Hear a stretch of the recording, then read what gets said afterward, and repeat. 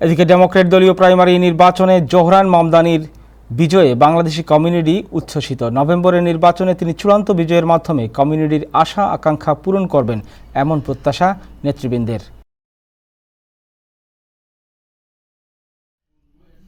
New York সিটির mayor পদে Democrat দলীয় প্রার্থী বাছাই নির্বাচনে বিজয়ী হয়ে ইতিহাস সৃষ্টি করলেন জোহরান মামদানি।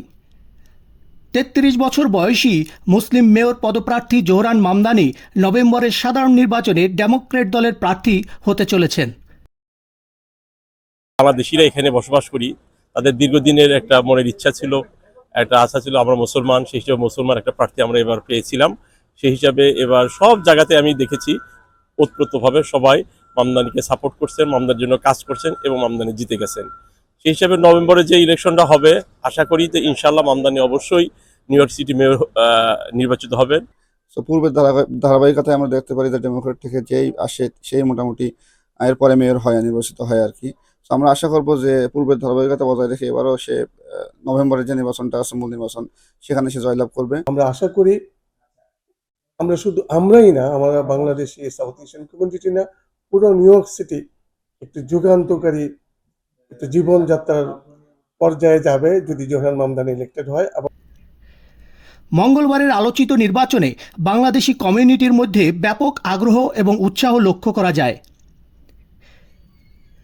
নির্বাচনের ফলাফল ঘোষণার পর অনেকেই আনন্দ উৎসব করতে দেখা গেছে। Brooklyn, Bronx, Queens, and all over the city, and also Staten Island. I spoke to them. They say he's a great person.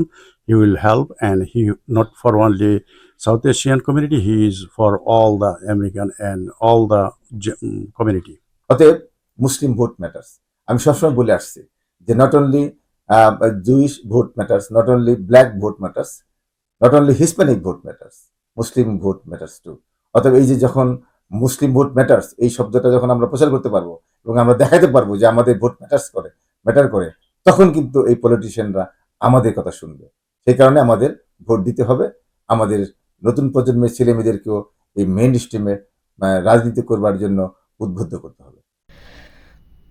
City mayor পদে নভেম্বরের মূল নির্বাচনে ডেমোক্রেটিক পার্টির প্রার্থী হিসেবে বাংলাদেশি কমিউনিটি জোহরান মামদানির চূড়ান্ত বিজয় দেখতে চান।